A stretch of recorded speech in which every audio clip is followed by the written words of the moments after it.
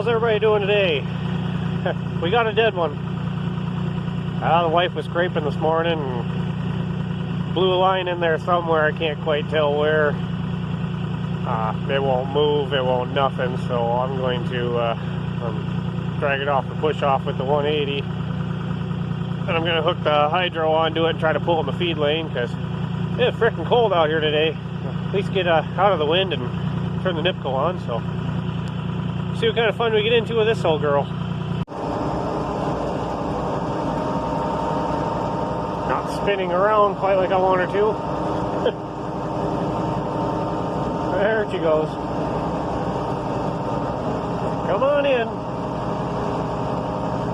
That don't look good. I don't think we're going to make it. Let's give her a push. Okay. I thought I got lucky. Got looking. Leaking right there. But oh boy, that's easy enough to get at. Until I seen where it goes. I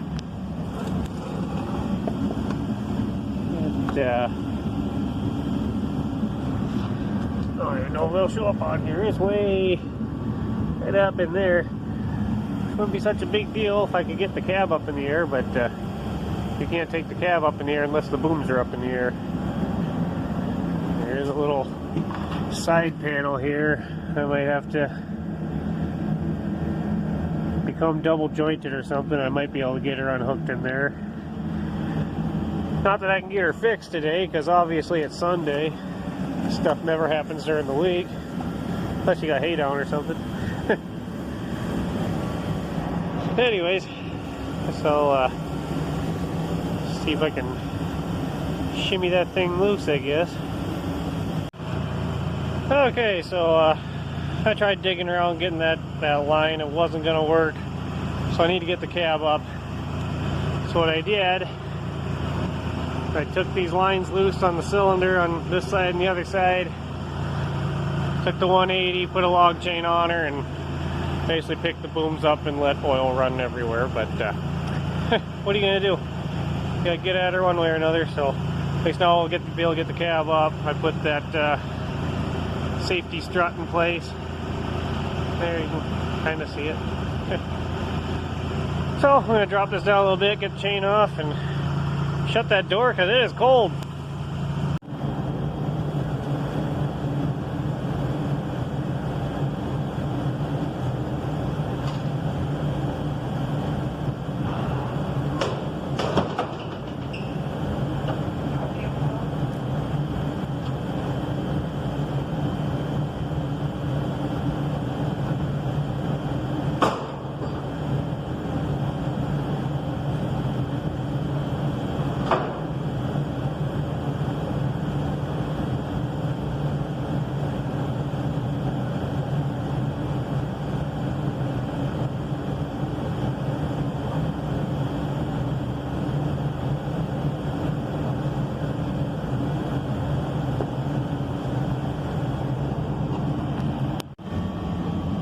Okay, that's the line I gotta take off right there.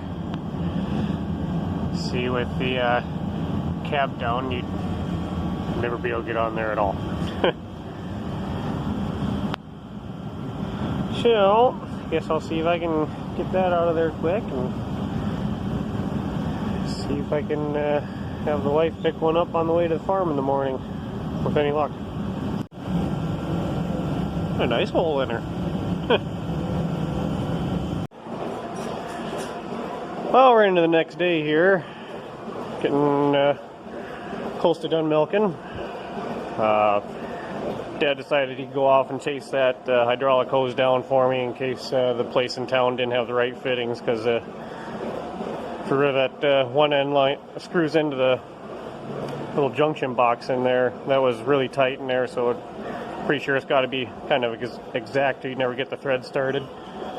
So hopefully he'll get that tracked down, and if they don't have a thing in town here, I'll have to go to the next town over is another dealership or another welding shop that makes hoses. So between those three places in the area, somebody's got to have it. So anyways, I'll get finished up here and we'll see if we can get her put back together.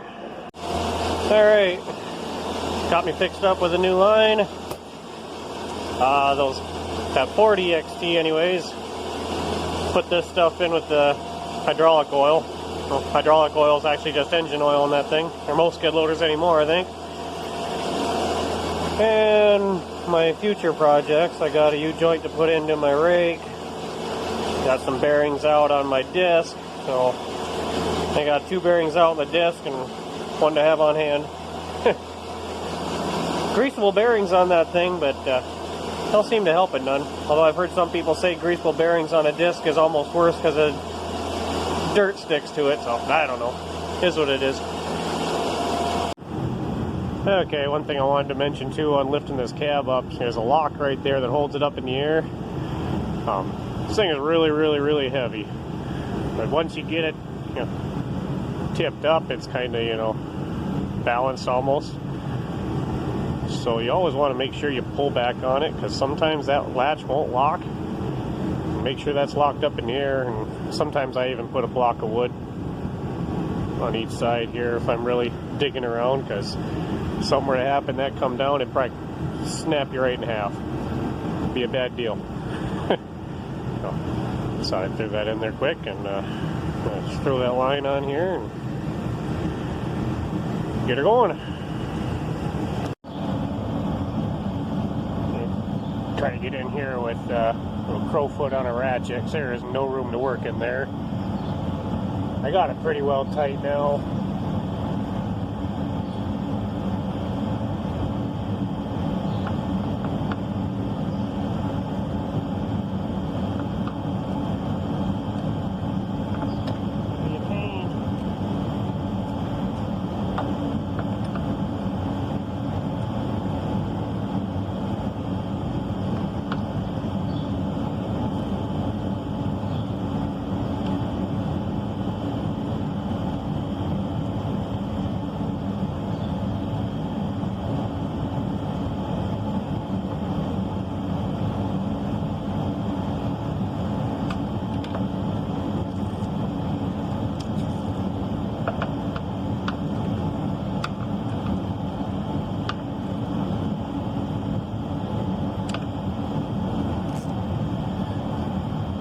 These are one of those things you don't use very often, but when you need them, they're a lifesaver.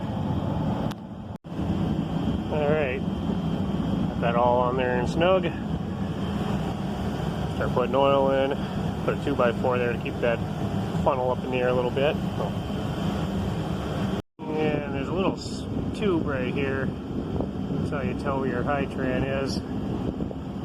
I put 2.5 gallon in. I don't think it's even up there yet. So another one will go in. Alright, I think we'll be in pretty good shape now. Get that cab back down and bolt her up, and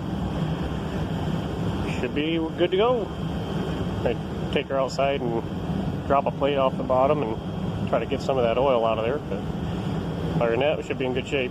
Well, it looks like we're in business. I didn't get the wife anything for Valentine's Day, so I guess I gave her the ability to scrape shit again. She loves me. Alright guys, I'm off to mix a load of feed. Call this one good enough.